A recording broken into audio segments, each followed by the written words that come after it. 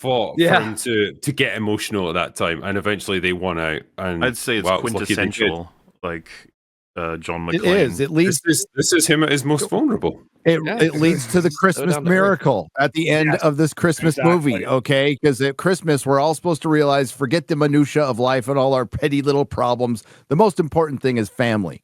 Yeah, this is a Christmas movie.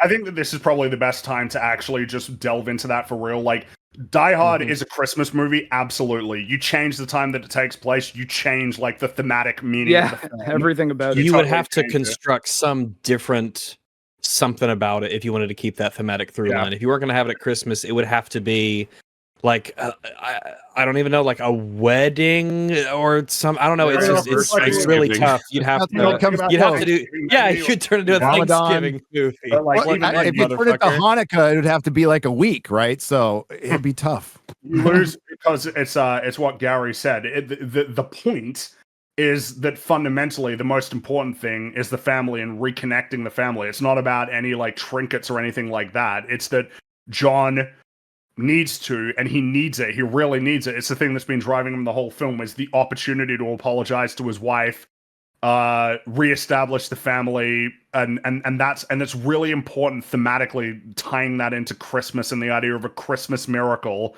emerging from this horrible situation. Yeah, you cannot set this in Thanksgiving chat. Okay, like getting home for turkey just not the same. It's not the same.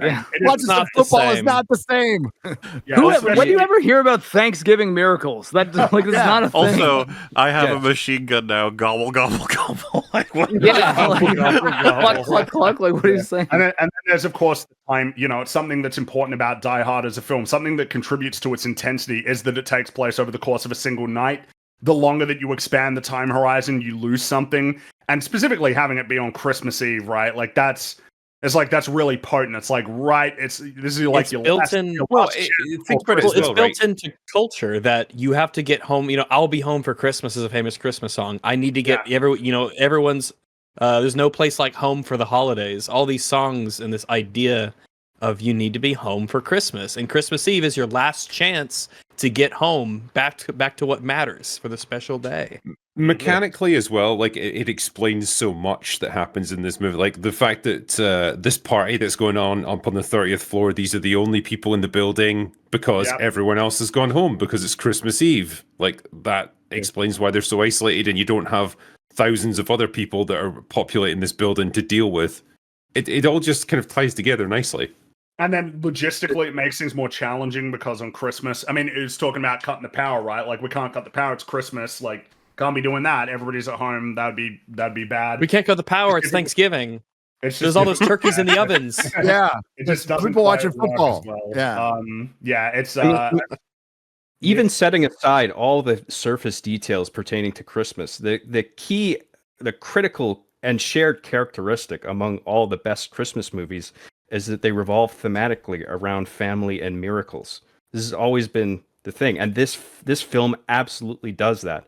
On top of the fact that you have a sheer amount of details referring to Christmas, like the fact that Holly is called Holly. Yeah. That you have. That's true. Yeah. Yes. You have a score that's heavily integrated with Christmas music, classical music, classically associated with Christmas, and Christmas jingles. Constant references to Christmas. It's a Christmas party.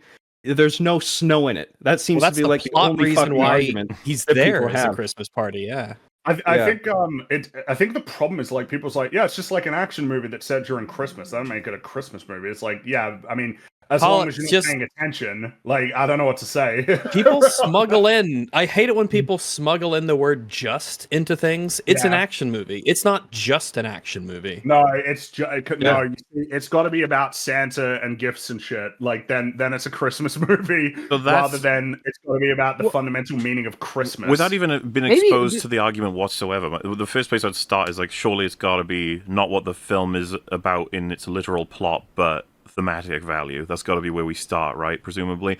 But I could totally buy a film that is in like a mall that's due up for Christmas and there's just Santas everywhere and all of it. There's snow outside. It's like, that's got to be a Christmas movie, right? But there's probably examples we could find with Christmas iconography that no one associates with Christmas because it's not necessarily the important part. It's got to be what it's about, the heart of the film, the fundamentals. Because I've heard the argument that by this logic, other films will start getting incorporated into have to be Christmas films because of different things that they also qualify as. But I think with this argument, it's very thorough, and I think that in response to the idea that too much of this is about a guy in an action-packed, adventure taking down the bad guys, not enough would be about any given particular Christmassy thing. I'd be like, you could start doing that to a lot of famous Christmas films. I could make that claim for something like Home Alone if I wanted to. I'd be like, he's spending all this about time. A kid who needs to Shad tried fending to. off burglars. Well, you can change it. Well, to, he thought- you can change that to another holiday. It is Thanksgiving. They're going away for Thanksgiving weekend, and he's home alone. Yeah, you could make March it about break. anything else if you want to. But like, if I, because there's loads of Christmas references and meaning in Home Alone, but I can strip it away to he's a kid defending his house from burglars. That's all it is. It's an action because everyone thriller just focuses for on the last child, 10 minutes but- of the movie. I guess it is as well, because Lethal Weapon, again, is set during Christmas. Yeah, I was gonna bring up Lethal Weapon as actually a pretty good case study to be like, well, is that one maybe more an action movie that just happens to be set at Christmas? But then I was kind of thinking about it that Riggs kind of becoming part of the Murtaugh family, and when he felt like he was totally alone. I never thought so, but I'm starting to come around on that. Hey, the Daisy, what's the Daisy Ridley one? The Cleaner. Does it take place on International Women's Day? It's an international women's movie. Funnily enough, it's a woman movie. I think Die Hard 2 is honestly a film you could point to as the Christmas setting is more of a logistical problem than it is necessarily as thematically. But I still wouldn't. It's set during Christmas. But you know what I mean? It's I don't know why I'd be fighting to say that these aren't Christmas movies. Especially in the case of this film though, where it's so thematically relevant that you couldn't set it at any other time. It's such a great Christmas movie. You can actually watch this outside of Christmas. That's how good of a Christmas movie it is. Mm-hmm. Yes, but when I was rewatching it, I felt a little weird that I wasn't sitting around with my family watching Die Hard. It just felt weird. Well, so then there's the other counter argument that's there's too much blood, violence, and titties in the film, so that's not Christmassy for the family and stuff. That is Christmas at my house, buddy. Christmas in Scotland. First of all, I was gonna say. just a bizarre statement because it implies that there are no adult Christmas films. That's insane. Of course there are. Bad Santa. That's not a Christmas movie. I was about to say that is not one you should show children. Well, there's a whole wave of bleak, dark Christmas slasher movies that came out. Violent. Terrifier 3 was one. Terrifier 3 was a Christmas slasher movie this year. I think I asked this on another stream, but Krampus, the movie. Do you watch that at Halloween? Well, no, you watch it at Christmas.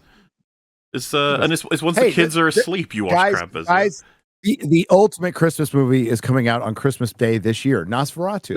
Yay. I was actually, man, you're right in the spirit. I might be the only person who saw it. Did anybody see Red One, the Dwayne Johnson Christmas I did. I saw it in the theaters. I saw it with my family. A true fan. How was it?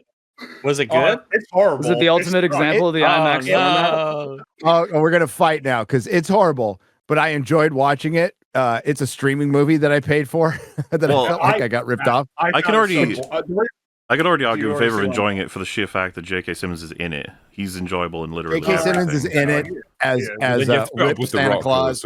It is The Rock. Yeah, he's bad.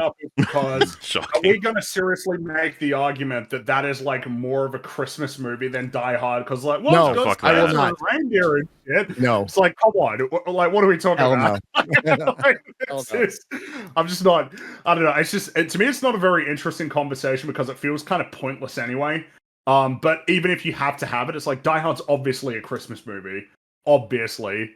It's inextricably tied to Christmas. So, yep, I feel like it's been made pretty clear by basically everybody here. It's always just surprised me that it's even been disputed the sheer amount that it is. I honestly think there's people out there who are just shitlords who just want to take the contrarian view. The contrarians, right. Yes.